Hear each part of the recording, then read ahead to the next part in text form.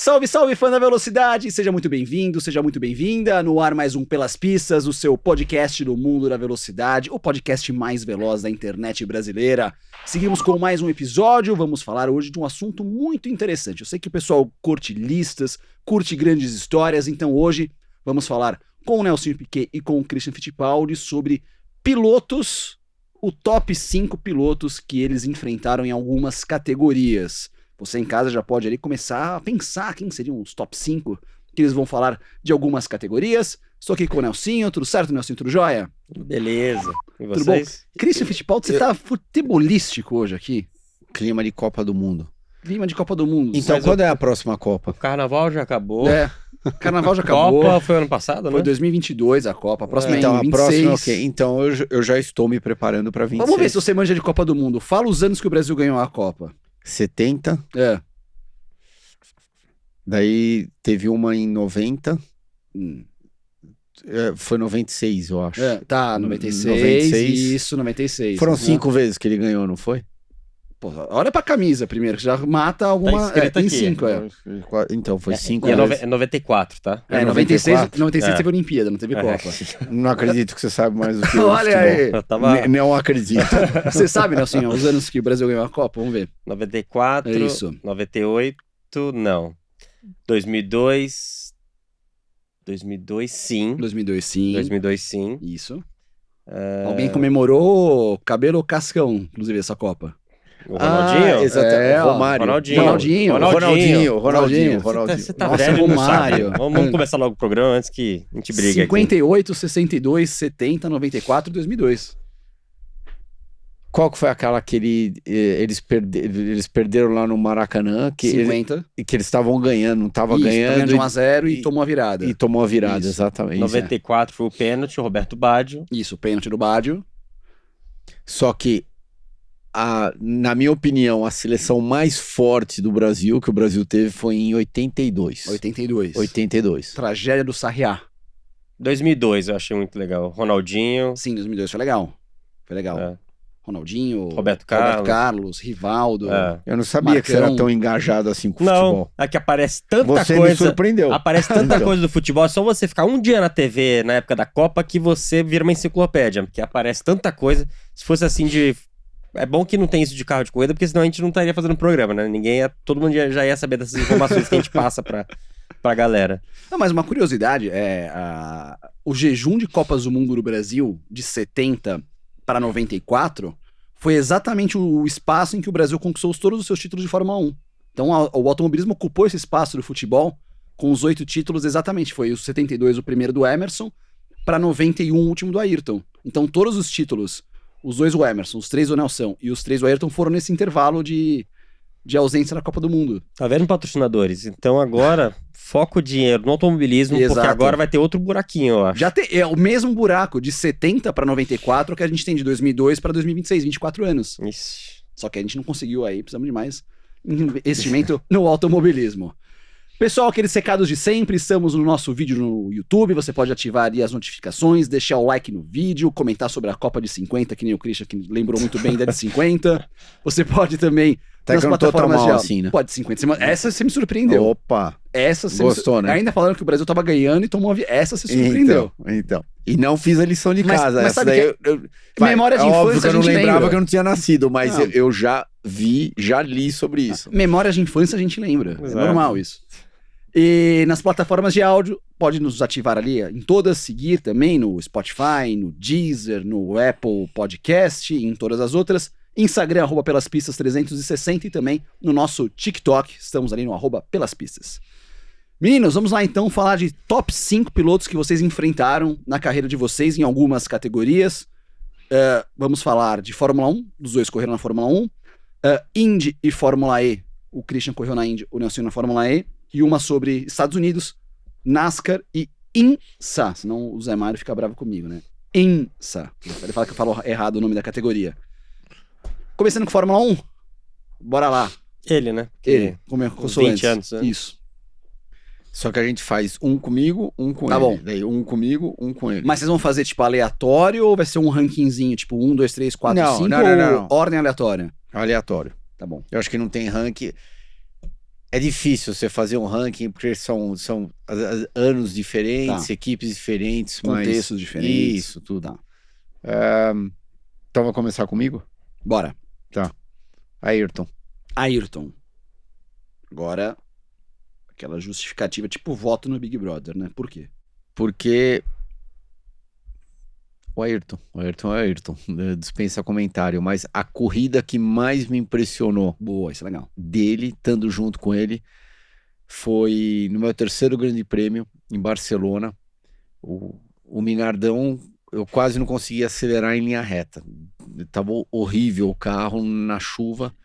Daí, no treino de sábado, se eu não me engano, a hora que tá indo para a parte de trás lá da pista, eu vi ele chegando, eu vi ele encostando, encostei o carro para a direita, ele passou na chuva, mas numa dimensão, numa tocada que era impossível. Eu tava com dificuldade de acelerar o carro em linha reta, então eu pensei, imagina fazer essa curva de média do jeito que ele tava fazendo. E aquilo ficou gravado na minha cabeça. Era característico dele de entrar, pôr motor, tirar motor, pôr motor, tirar motor. Eu acho que até mesmo para ajudar o carro a virar, endireitar, meio que guiar um carro de Fórmula 1, que nem a maioria dos pilotos fazem para guiar um kart. Então, freando, acelerando, pondo motor, tirando, bem agressivo. E ele entrou, a hora que você sobe lá em Barcelona, aquela direita, que é uma curva de média rápida, e o jeito que ele entrou me impressionou e me marcou acima de qualquer coisa. Então, quando fala de Ayrton, eu carrego comigo aquela memória da McLaren entrando, do jeito que ele estava guiando na chuva, no treino, não tem nada a ver com uma corrida. Aquilo me marcou bastante. Você falou desse estilo de pilotagem, tem um canal no YouTube que acho que é Driver 61, se não me engano, é Greg Mansell que faz esse... E ele fala um pouco dos estilos de pilotagem, ele fala muito disso, que era um estilo único, assim, realmente de acelerar e provocar, que não era... que talvez não funcionasse hoje, mas naquela época funcionava muito bem. Funcionava para ele, então... É por isso que acho que ele implementou esse estilo de pilotagem durante todos os anos que ele esteve na Fórmula 1. Aproveitar só falar um pouco mais do Ayrton Senna, como que era ele no fim de semana de prova? Você conseguia falar com ele? Você trocava ideia com ele? A gente raramente a gente se via, porque ele tinha a agenda dele, eu tinha a minha.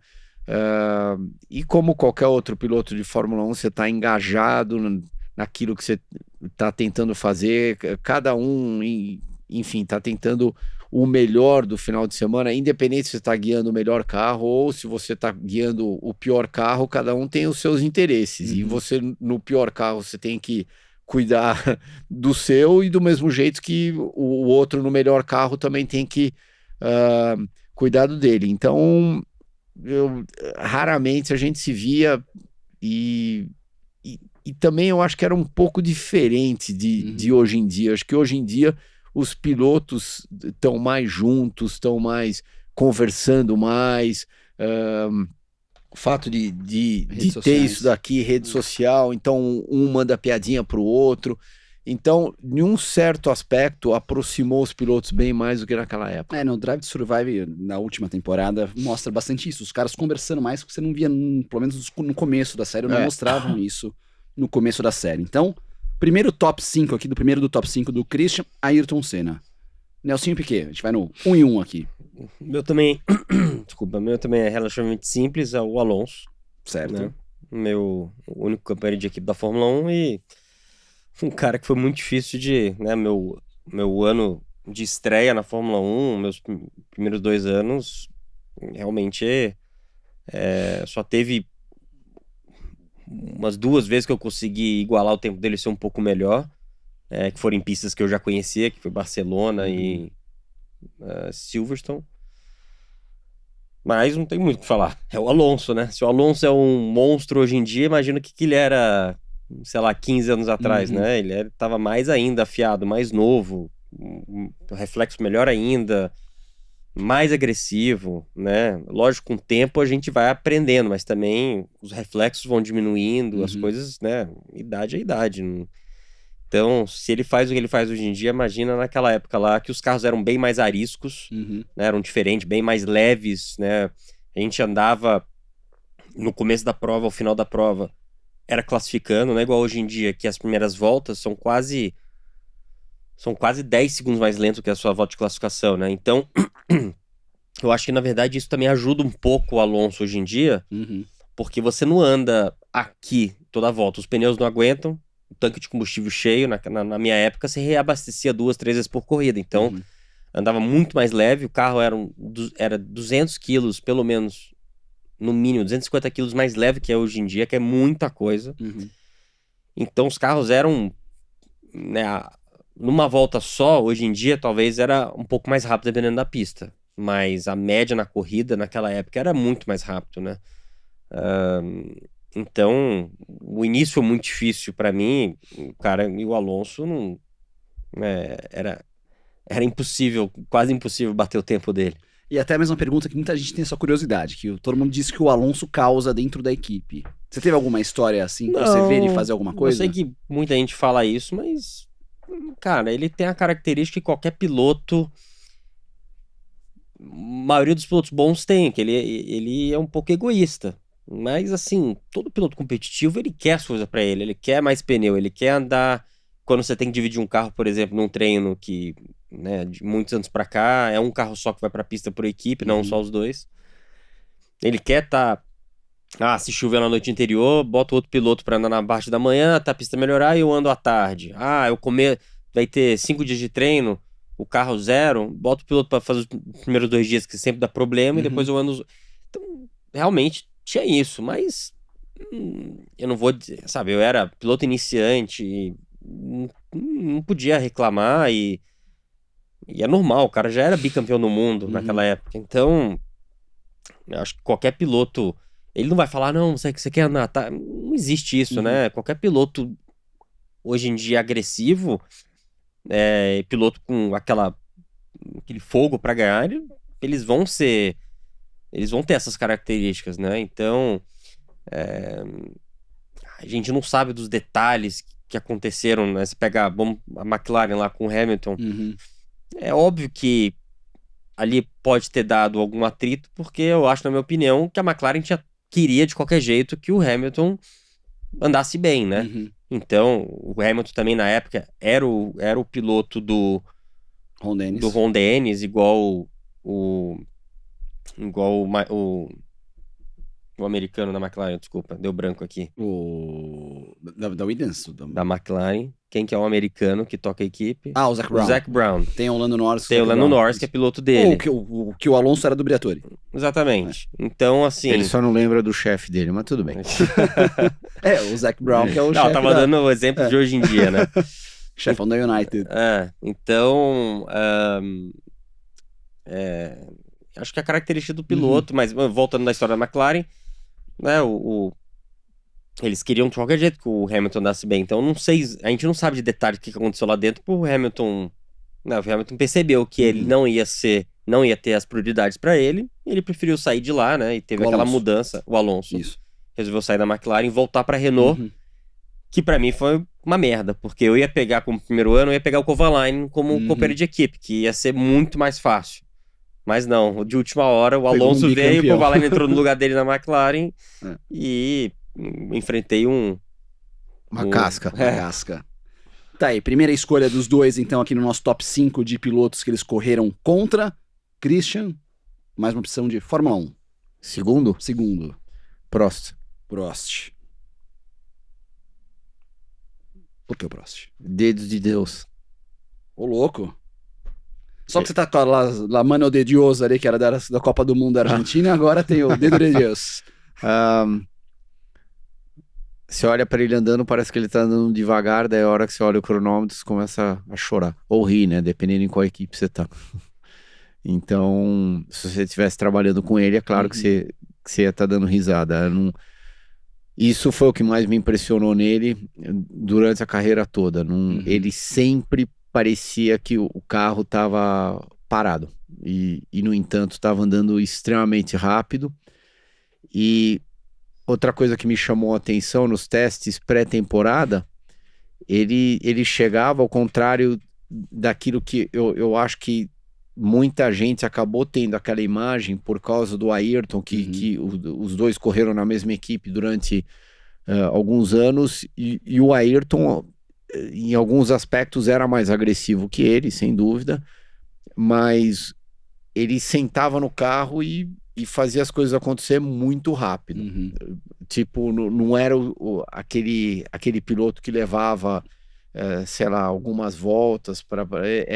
Ele tinha tanta experiência e já tinha corrido tanto de Fórmula 1 que era papum. Sentar no carro, fazer a coisa acontecer, parar, mexer no carro, sair de novo. Então, me impressionou muito. E rapidinho, aquela Williams era de outro planeta mesmo? Era. Era. Andava praticamente sozinho o carro. Ele sabia que ele, muito esperto, diga-se de passagem, ele sabia que ele tinha o campeonato a perder. Então ele tinha que tomar muito cuidado para não fazer nenhuma besteira e, na minha opinião, hoje em dia, olhando para trás, é fácil a gente fazer as análises como tudo na vida, né? Olhando para trás, ele tinha certeza que se ele chegasse na frente o tempo todo e de repente alguma corrida ou outra não arriscasse, era melhor ele terminar em segundo ou terceiro, marcar os pontinhos dele, ele iria ser campeão mais uma vez. Foi exatamente aquilo que ele fez. Ele não teve um campeonato impressionante, fez um campeonato meio que, claro que você não é campeão de Fórmula 1 a troco de nada, mas fez um campeonatozinho usando uma terminologia brasileira, feijão com arroz, e deu um baile em todo mundo. Sensacional. Próxima, segunda escolha do Christian. Junior, sua segunda escolha. Eu vou agora falar de NASCAR, que eu peguei outro Casca. Você vai mudar de categoria? Não, vou pegar os melhores. Se eu lembrar de um, eu volto depois, mas de Fórmula 1, pra mim... Não, mas são 5 de são Fórmula 1. 5. Não vou falar 5 de cada categoria? É. Ah, não, é muita coisa.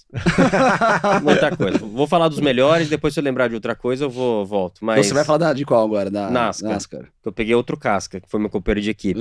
Kyle Larson. Kyle Larson. Pra mim também é outro a se comparar com o Alonso. É mesmo? A gente tinha uma equipe bem meia boca de Nationwide. E ele conseguia colocar o carro ali, top 5, ganhando corrida. E eu, né, além da minha inexperiência de oval, disso, aquilo, ele conseguia tirar leite de pedra, literalmente, com aquele carro lá. Então, bom, eu sempre soube que ele é bom. Ele começou a aparecer, mas o pessoal não acreditava tanto nele, né? Sim. Então, hoje em dia, você vê, ele ficou um ano fora pela uma confusão que deu numa rede social, num jogo online, uma besteira que ele falou, ficou fora. A Hendrick foi dar uma chance pra ele, ele chegou e venceu o campeonato. Ele tinha feito algumas temporadas na Ganassi, ganhando corrida, mas não tinha um carro pra vencer campeonato, e chegou na Hendrick e ganhou o campeonato. De cara. De cara. E ficando um ano parado, praticamente. E é um piloto que eu respeito muito, porque é um cara que anda de tudo.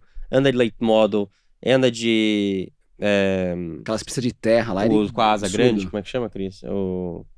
Não, late model. Não. Ah, não, quarter midget. Não, com a asa grande em cima. Outlaw lá. Esqueci o nome, deu branco. Mas é a categoria mais perigosa dos Estados Unidos, né? É o que tem uma asa gigante aquele em que cima. Chili Ball, não é? Não, Chili Ball é o carro sem asa. Sem asa. É o que tem um motor muito forte, pneu muito grande, muito mole. Outlaws. Isso. World of Outlaws. Isso. Bem lembrado. Ele anda daquilo, anda de midgets, anda de quarter midget, anda de tudo que você imaginar. Não, ganhou Daytona. Vai correr Indianápolis. Vai correr Indianápolis. E são 2 anos de contrato pra Indianápolis. Menos de 500. Sim, é um cara que, assim... E ele vai andar bem. Onde você coloca ele anda bem. É um cara muito... Talento natural, assim, habilidade natural dele. Ele andou não com o Chris, mas andou... O Chris lembra que ele andou nas 24 horas de Daytona. Não, ganhou. Não, andou muito. Você via pelos os tempos que ele estava fazendo em relação aos companheiros dele, De novo, eu nunca corri contra ele na Uhum. mesma equipe, mas é claro que o cara acelera muito. Ele tem uma vantagem muito grande, que ele é muito pequeno, muito leve. Ele Tá. pesa 50 e poucos quilos, né? Então, assim, ainda mais nas 24 horas de Daytona, que você divide o carro, Uhum. você vai ter um piloto que tem 75, vamos botar, 75 é um peso Médio. médio baixo, né? Uhum. A maioria, com tudo, deve ter uns 80 quilos. Ele tem, com tudo, deve ter 60 quilos, né? 60 no máximo. Uhum. Então ele tem média de 15 a 20 quilos a menos que os caras, que faz uma diferença relativamente boa. Mas, tirando isso, isso ainda ajuda, né? Uhum. Ele é muito bom. Então, ele, pra mim, é um dos, overall, um dos melhores pilotos que tem. Sensacional, a análise do Kyle Larson. Eu lembro muito do Larson quando ele andava, tipo, grudado no muro. Sim, ali. em Homestead. Aquilo era absurdo. É. Atlanta também. Aquilo era absurdo. Ele via o cara pendurado em cima do muro. Só uma hora vai raspar e... E por quê? E só explicar por Uhum. que a diferença é que se pega a pista de Homestead e tem a pista de Darlington, que Uhum. você anda perto Sim, do muro. Na NASCAR, né, hoje em dia eu não sei se tá assim ainda, porque os carros mudaram e tal, mas o pneu, ele causa um efeito que os caras vão andando, né, durante a prova, vai Uhum. teoricamente emborrachando, só que esse emborrachando não vai dando mais gripe, vai tirando gripe, parece que vai dando um óleo assim, então você vai subindo na pista, vai subindo, só Pra que tentar achar o grip de novo. pra ir achando gripe, né? Uhum. Só que lá perto do muro, eu tô falando assim, a 2, 3 dedos do muro, nem todo mundo consegue andar. Uhum. E ele consegue. Então, no final da corrida, quando já não tem gripe na pista inteira, só tem lá em cima, lá perto do muro, ele no final da corrida, dessas provas que tem que andar lá em cima, ele vinha tirando assim, lasca do muro, mas volta depois de volta e volta. E o pessoal já não conseguia ficar tão próximo, entendeu? São poucos. Ele, o Kyle Busch, são pouquíssimos que conseguiam fazer isso, mas ele fazia assim com o pé nas costas, muito fácil. Cara, é embaçado, realmente. O Kyle Larson. Não, e também aproveitando esse lance do muro, que era outra manhãzinha que a gente aprendeu nas 24 horas lá de Daytona. Quando tinham, por exemplo, acontecia, mas não com frequência, provavelmente 3, 4 vezes durante a corrida inteira, quando tinham 2 a 3 carros lentos, que você era o carro rápido, passando todo mundo, quando eu digo carro lento, são carros de outra categoria. classe, é Sim, isso. Então, o que a gente fazia? Eu pelo menos fazia, eu sempre passava todo mundo encostado no muro, porque se alguém mexesse e por acaso batesse em mim, a minha chance de quebrar o carro estando encostado no muro, bem próximo do muro, eu só iria raspar no muro. Tá. E daí a chance de quebrar o carro é 10 vezes menor do que se você estiver passando os mesmos carros, só que deixando, por exemplo... 3, 4 metros do muro. 3, 4 metros do muro. Uhum. Se alguém encostasse em você e daí você rodasse, desse uma semi-rodada, a tua chance de destruir o carro era enorme. Então eu até me sentia mais confortável passando todo mundo encostado no muro do que deixando aquele gap. Show! Então, Senna e Prost pro Christian, aqui no top 10, top 5 de Fórmula 1, né? Assim, pulando algumas categorias aqui. Terceiro. Vamos voltar para a Fórmula 1, né? Já que ele quis ser do contra, pular É. para NASCAR, voltar, tudo, a gente... Tá tudo bem? Vai, velho. Mansell, Mansell. O Leão. falou tudo. O Leão. Eu acho que ele... Não acho que... Em inglês ele parece um Sea Lion, né? Pra quem não conhece, bota no Google Sea Lion, você vai entender. Não acho que ele nasceu com o talento natural. Eu acho que ele se desenvolveu muito ao longo da carreira dele. Deve ter aprendido bastante com seu pai. Eu já acho o contrário, sabia? Eu acho que ele Você tem acha o muito contrário? talento natural. Eu Só que a cabeça do meu pai era melhor do que a dele. acho que o teu pai, nossa, ensinou muita malandragem no bom sentido pra ele. Qualquer brasileiro pra inglês a gente dá lavada, né? E eu acho que ele foi melhorando ou ele foi aprimorando tudo que ele tinha, todo o lado positivo, ele foi se conectando, e daí finalmente quando ele tinha um carro competitivo, e competitivo. Aquele carro de 92 Perfeito. era o carro perfeito, praticamente. Ele meio que fez a mesma coisa que o Prost fez em 93, ele fez em 92. Tanto que, se eu não me falha a memória, ele ganhou as primeiras 5 corridas daquela temporada seguidas e ele acabou sendo campeão na Hungria. A Hungria... A gente correu na Hungria aquele ano em agosto. Acho que foi em agosto. Faltava ainda 2 meses para terminar a temporada. Ele já era campeão do mundo, mas é um cara que me impressionava. Muito agressivo na pista. Tipo, montava no carro e não queria saber. Eu diria que bem próximo ao Ayrton. Era menos... menos calculista que o Prost, bem próximo ao Ayrton, sentava no carro e já mandava ver logo na primeira volta. E se o carro tivesse ótimo, já encostava, se o carro não tivesse tão bom, já fazia um tempo competitivo, mas daí parava, arrumava o carro e ia embora de novo. Show! Então, cena próxima Mansell do Christian, Nelsinho, mais um...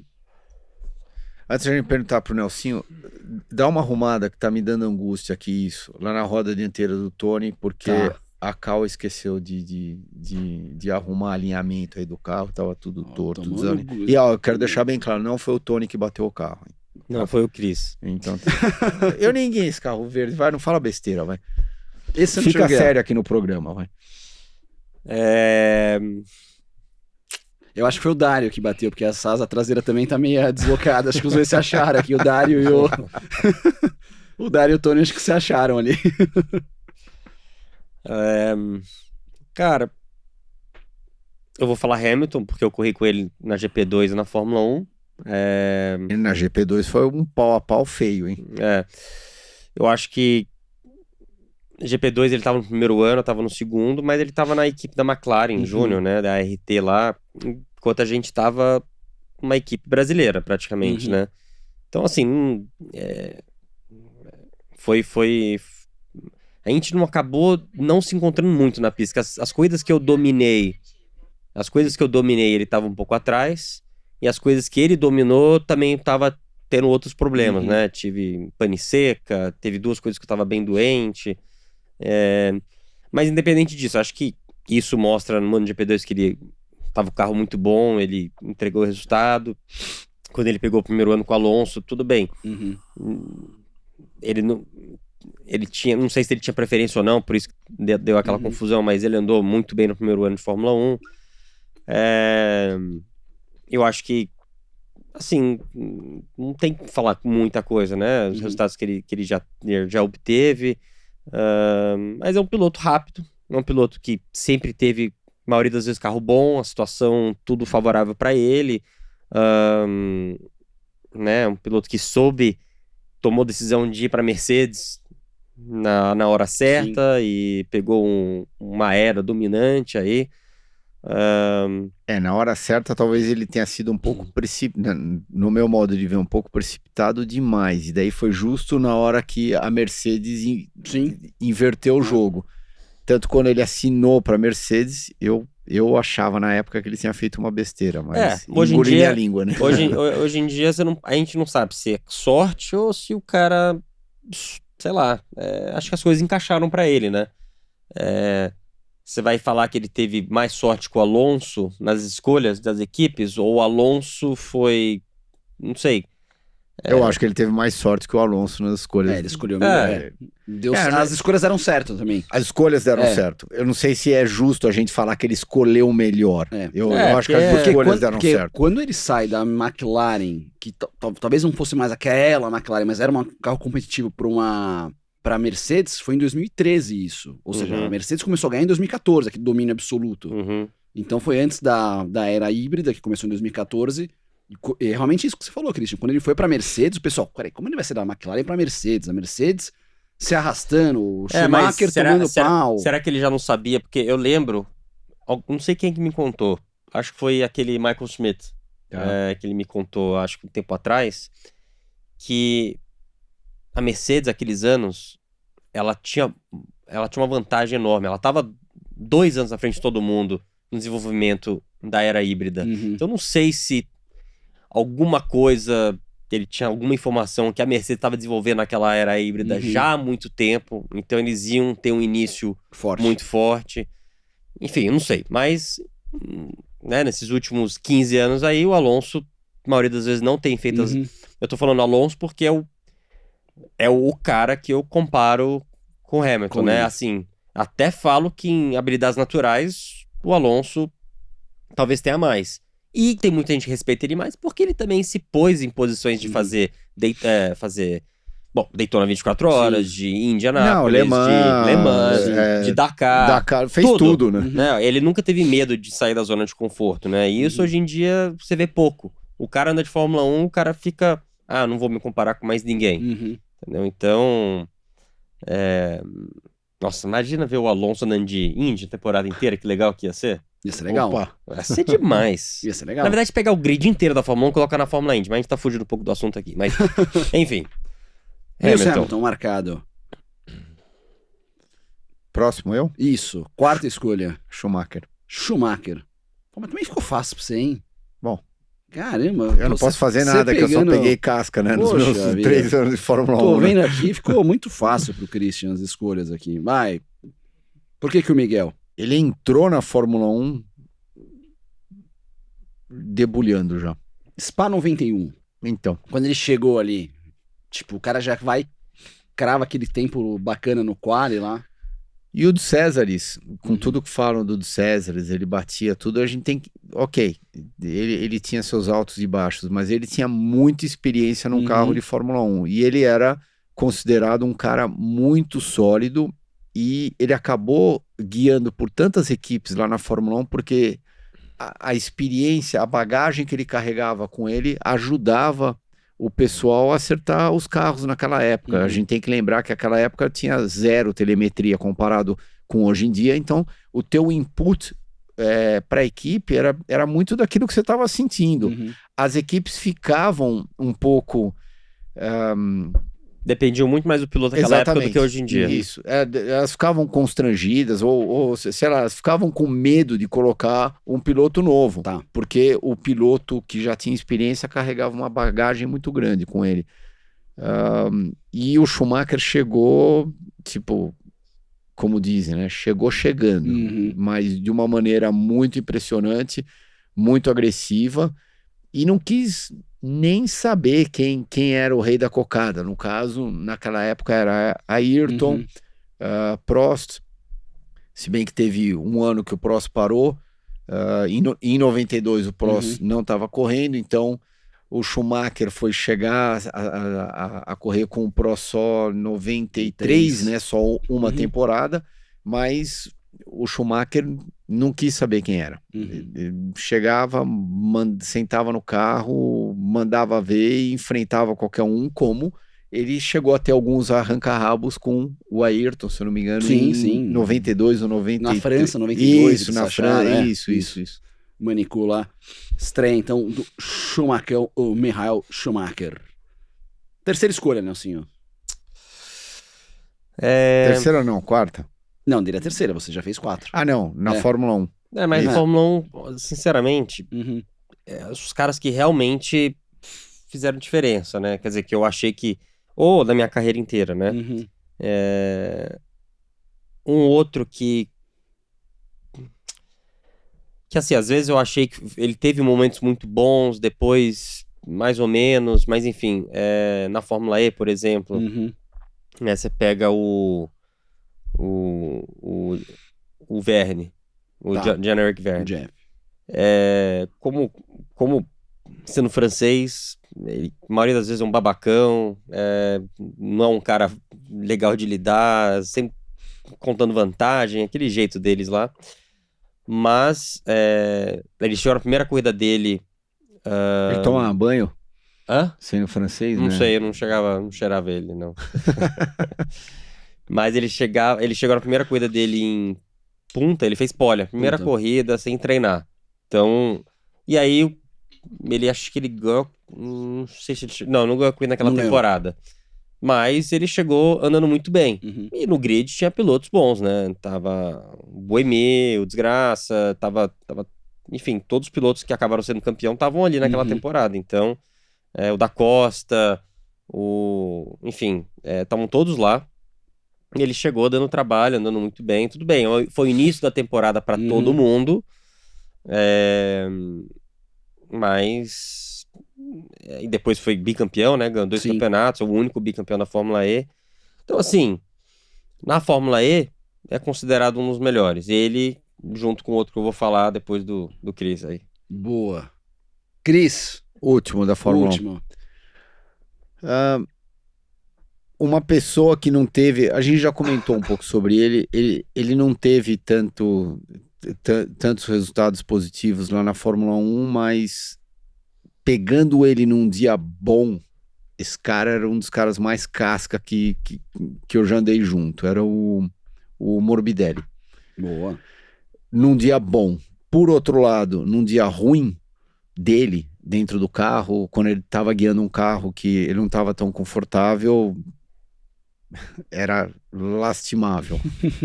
Mas quando eu pegava ele num dia bom, sai de baixo. E teve uma vez que eu lembro, ele tava num fim de semana bom e daí eu acabei sendo mais rápido que ele, e parte, eu acho que desse motivo foi porque eu sempre gostei de Mônaco, sempre tive facilidade para andar naquela pista. Mas voltando ao Grande Prêmio de Mônaco, eu acho que eu classifiquei em 6º, ele classificou em 8º, se eu não me engano, e ele tinha tido um fim de semana bom, e eu sabia que o bicho, quando estava confortável dentro do carro, era fera. Ok, guardadas as nossas limitações por causa do carro, que não era um carro de ponta que a gente estava guiando, mas ele era muito bom quando o carro estava legal. E eu rate ele bastante quando ele estava numa situação confortável. Por outro lado, quando ele não estava numa situação confortável, foi um dos companheiros que eu tive que, eu diria que tinha mais dificuldade para se acertar com um carro que não estava adequado ao estilo de pilotagem dele.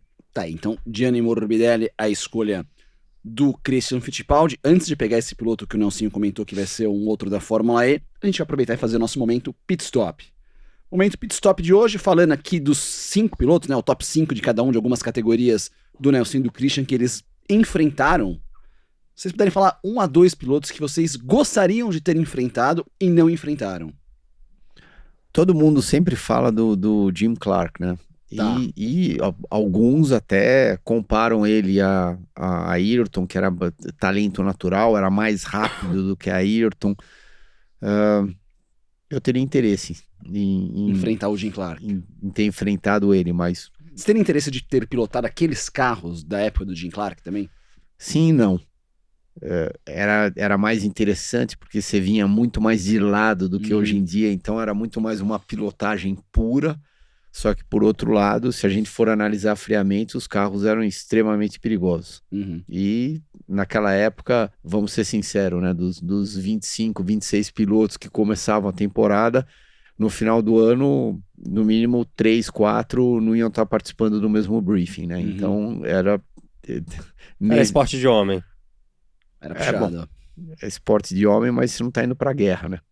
Não, mas por isso que a gente não corre de moto, a gente corre de carro, né? Porque moto também é corrida, eu acho legal pra caramba andar de moto, só que... Você acha mais perigoso esse carro? Moto? Cara, tem uma coisa de moto que eu acho que é a coisa mais insana do mundo, que é aquela Ilha de Man. Sim. Na a chuva? Ilha de Man é... Então, você não gostaria de Não, eu não tenho coragem. Eu não tenho o terceiro testículo lá que eles têm. Desculpa, eu não consigo. Não, essa aí é... Você tem que ser fora da casinha, né? Não, Ilha de Man, o pessoal, galera Não, lá... não, é... Mas em geral, moto, Sim, né? em geral, moto... Mas... Eu acho muito legal, admiro pra caramba, acho um baita admiro espetáculo, muito, né? mas Porque o cara tem que ter coragem. Mas é a mesma coisa da Fórmula 1 daquela época. É. Você tinha que ter coragem. Sim. Emerson, que ele fez, né? Sendo brasileiro, todos esses caras pra trás ali. Né? Na época do meu pai começou a ficar um pouco mais seguro, mas mesmo assim ainda morria mais um ponto alguma coisa por ano, né? Na média. Então, Mas na época de 50, 60 era loucura, né? Sim. Não. Tanto que o Jim Clark morreu numa prova de Fórmula 2, né? Isso. Não foi nem em Fórmula 1. Inclusive, se a gente voltar um pouquinho atrás, os carros eram lentos em curva, eles não eram tão rápidos, mas nem próximo dos carros de hoje em dia. Só que a gente esquece que aquele negócio na reta não tava chegando a 330, 350 no final da reta, mas tava chegando a 280, 300, só que você não tinha Santo Antônio, não tinha cinto, você não tinha absolutamente Tinha nada. capacete. Você não tinha capacete, você tava guiando com uma... Capacete que era um couro, né? Então... Peguinho de bicicleta ali. Eu teria coragem de correr, eu teria muita curiosidade de correr contra ele nos carros de hoje em dia. Eu não sei se teria muita curiosidade de correr nos carros daquela época. Curioso. Te contrariando. E você, Nelsinho? Eu teria coragem de correr contra o meu pai. Ah, é? Essa é legal. Que legal. Não sei, assim...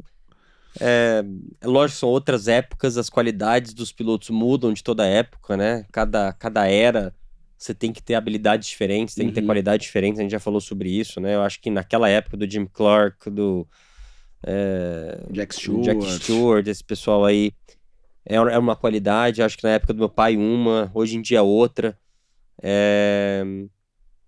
Mas seria legal poder dividir um carro que fosse igual, né? E poder...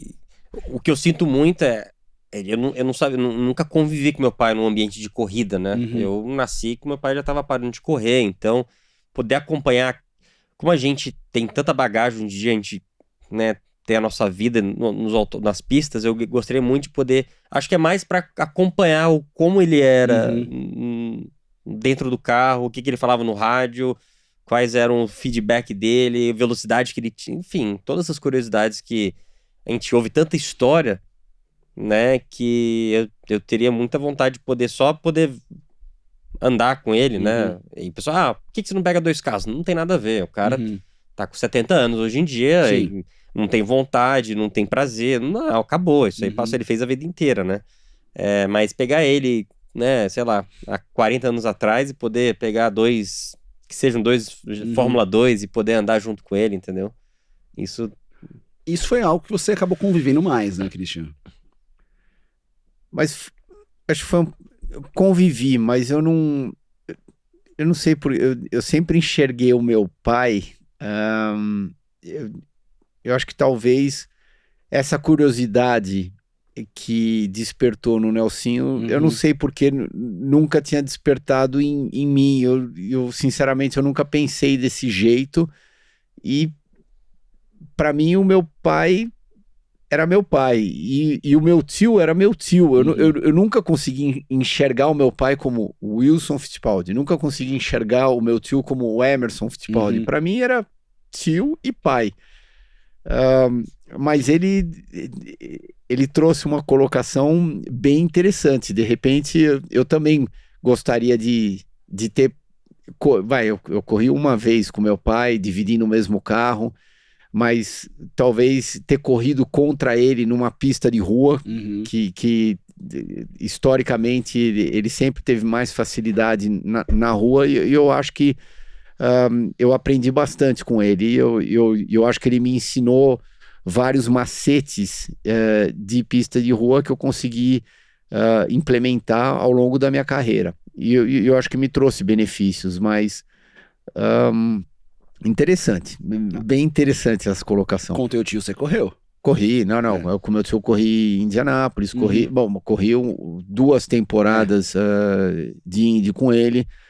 Eu lembro que a minha primeira viagem lá para Indianápolis, ele me ensinou bastante, e ele explicou, acho que a maior lição que eu aprendi lá de Indy foi: você tem que ter muita calma, muita paciência. Naquela época você andava quase todo dia, por 20 dias, 25 dias. Ele falou, vai ter hora que você vai sair às 9 da manhã, o carro vai estar perfeito. Daí você vai sair a 1 hora da tarde, entre 9 e meia, a hora que você parou o carro, e 1 hora da tarde, você não vai fazer nada nele, você não vai encostar nele, só vai limpar o carro. Você vai voltar para a pista, você vai estar andando 4, 5 milhas de média mais lento.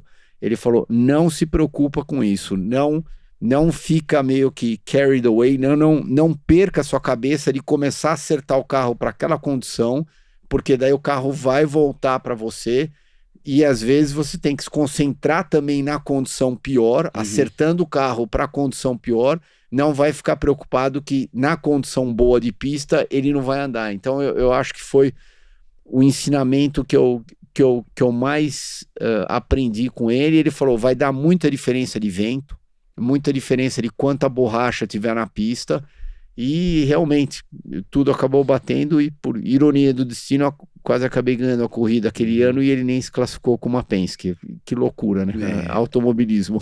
Essa de 95 foi realmente surreal. Tem mais algum destaque, Nelson? Alguém que te atiçaria? Não, meu próximo piloto que eu ia falar é o Mitch Não, Evans. pera, cara, você vai falar do... Já falei. Já falou, né? Já falou, já acabou com o nosso... Com que é o nosso... Para. Mas só destacar que a gente teve o nosso momento Pit Stop. Lembrando que a rede Pit Stop é a maior rede de autopeças do país, com mais de 2.200 pontos de vendas espalhados por todo o Brasil. Depois do spoiler ali do Nelsinho Piquet, então o Mitch Evans será a sua quinta escolha aqui do nosso Sim. top 5. O Mitch, quando eu entrei na Jaguar, ele... Eu não sei se ele demorou a acostumar com esse tipo de carro, mas nas primeiras 2 temporadas ele estava ok, mas ele deu uma evoluída depois com a segunda geração do carro, e hoje em dia tá andando super bem, sempre classifica bem, tá muito rápido, pegou o companheiro de equipe Sam Bird, e tá andando muito melhor que ele. Então é um cara que eu achei que ele evoluiu muito, é um cara muito rápido, e acho que no mundo da Fórmula E, talvez ele seja, top 5 fácil, mas com certeza é conceituado, considero ele um dos melhores ali agora. É um cara que não ganhou o campeonato ainda, ganhou algumas corridas, mas deu alguns azares, carro quebrando, batida, né? Fórmula E tem muito encosto aqui e ali de outros vários pilotos encostando, que é um tipo de prova que andam muito junto, muito próximo. Tem pouco grip, então é muito fácil de se encostar. Eu acho que, no geral, o Mitch Evans, ele tá me impressionando bastante, né? Até quando sai da Fórmula E, ele tava andando já bem, ele parece ter melhorado toda a temporada, enfim. É um cara, eu acho que na Fórmula E, muito bom, e em geral, acho que é um piloto que se conseguiria colocar em qualquer lugar e andaria bem. Entendi. Christian, vamos dar uma acelerada aqui, que eu sei que você pensou em outras categorias, o Nelson também pode pensar em algumas outras aqui de NASCAR, de Fórmula E também, mas rapidinho, vamos falar um pouco de Indy, que você teve uma história bacana na Indy também ali. Você pode talvez falar um pouco mais, mas... Eu vou colocar 2 na Indy que eram 2 casca e definitivamente me impressionaram muito, inclusive um deles aprendi bastante com ele. Michael e o Jr. no oval. Esses 2 no oval era ao concurso. Inclusive fizeram essa pergunta na Era um hashtag, outro nível. Fizeram essa pergunta na hashtag na Indy, na ESPN, durante a abertura da temporada. Fizeram essa pergunta umas 2, 3 vezes pra você sobre Michael e Al Unser em oval. Michael e Al Unser em oval não tinha para eles. E o que mais me impressionava, às vezes, por exemplo, eu classificava entre os 10, Michael classificava em 19º. Terceira volta da corrida, o Michael estava em 5º na corrida. E a primeira curva, as primeiras 2 voltas, quando estava todo mundo empilhado do lado de baixo lá da pista, ele vinha passando todo mundo por cima de pneu frio, pegava todo mundo de calça curta e ia de 19º, 20º, 18º para top 5, e daí era um osso duro de roer até o final da corrida. O Al Jr. já tinha uma característica um pouco diferente. Eu acho que ele não era tão agressivo numa largada, numa relargada, só que, o cara era um martelo. Ele vinha. No final da corrida, ele estava sempre lá na frente. Também não foi um cara que, me chamou a atenção porque ele classificava bem pra caramba, porque tinha velocidade pura, mas a habilidade dele de acertar um carro no oval e ter um ótimo carro para corrida era impressionante. Uau. Então, Al Unser e Michael Andretti aqui, escolhas No oval. no oval No oval. e no misto. Montoya. Montoya. Me impressionou bastante também. Tinha acabado de chegar da... Na época eu não lembro. Atlantic? Não. Não, 3.000.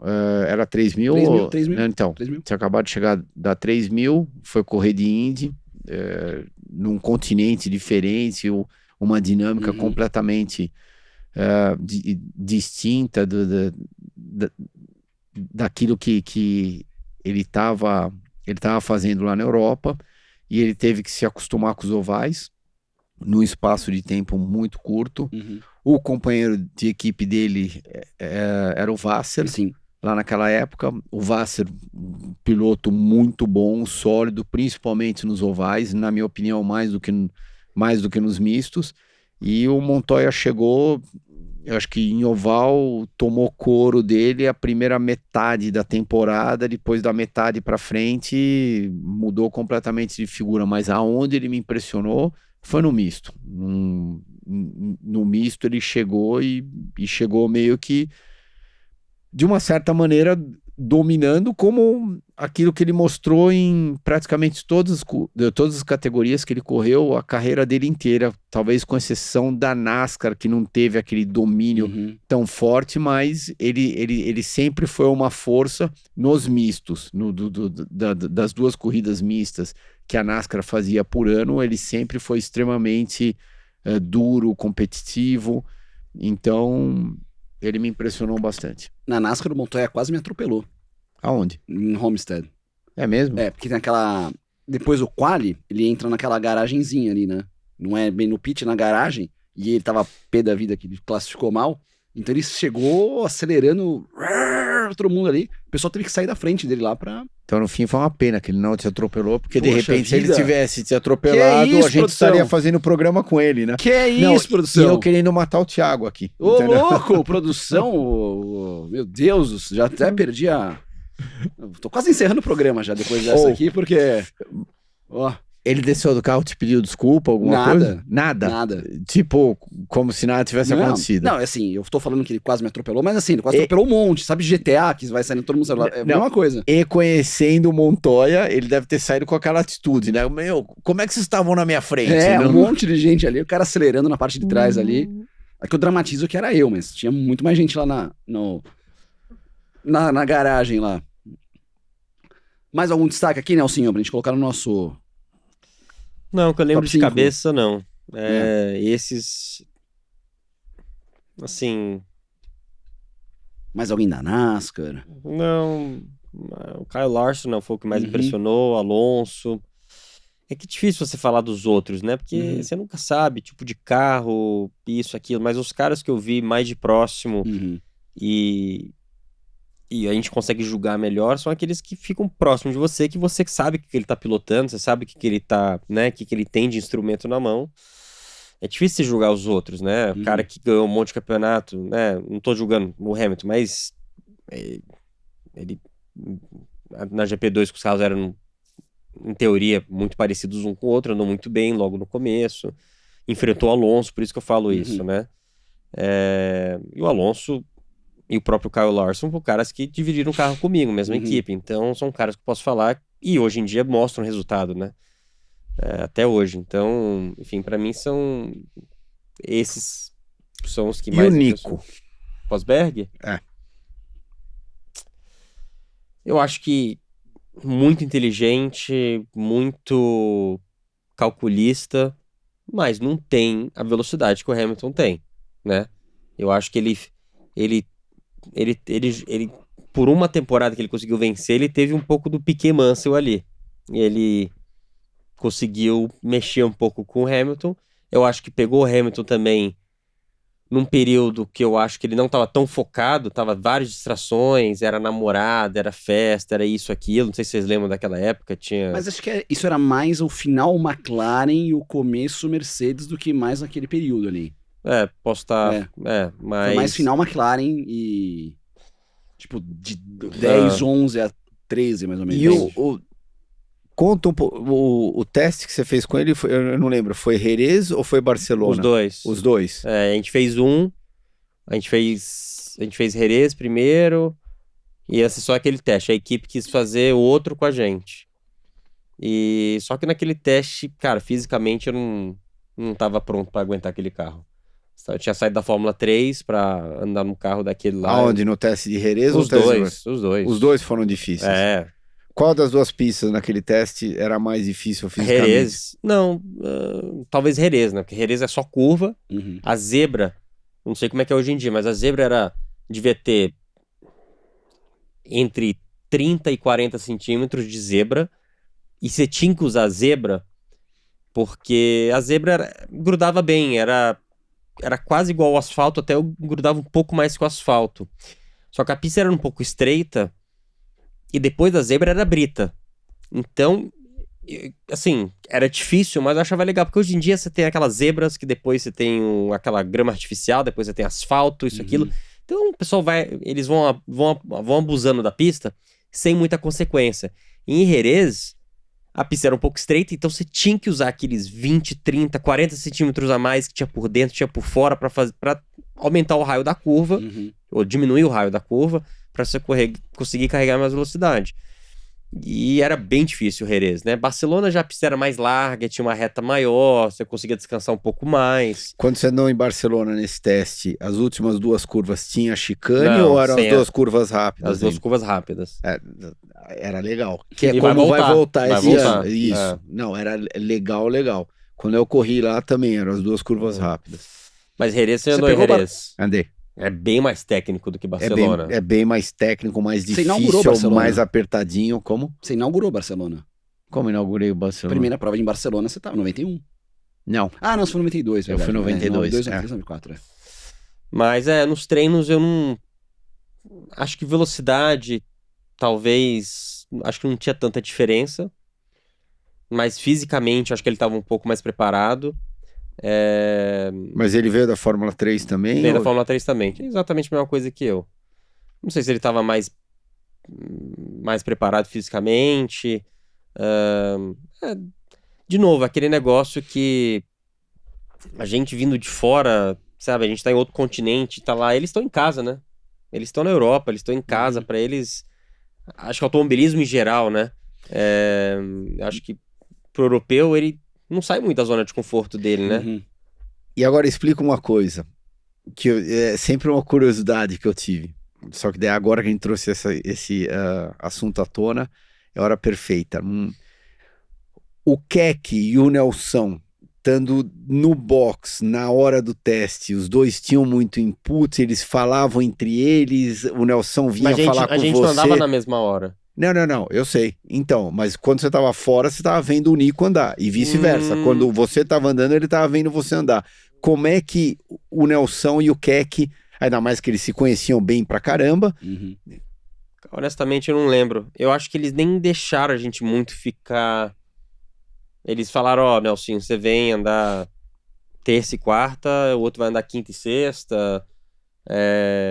Não tinha... A gente não ficava no box na mesma hora que o outro mesma hora. Tá. Eles dividiram um pouco isso aí. Então... Do meu pai, a única coisa que eu lembro do meu pai, na época da Fórmula, meu pai não acompanhou. A única coisa que meu pai acompanhou foi esse teste da Williams e foi os primeiros dias da Renault em Silverstone, final de 2006.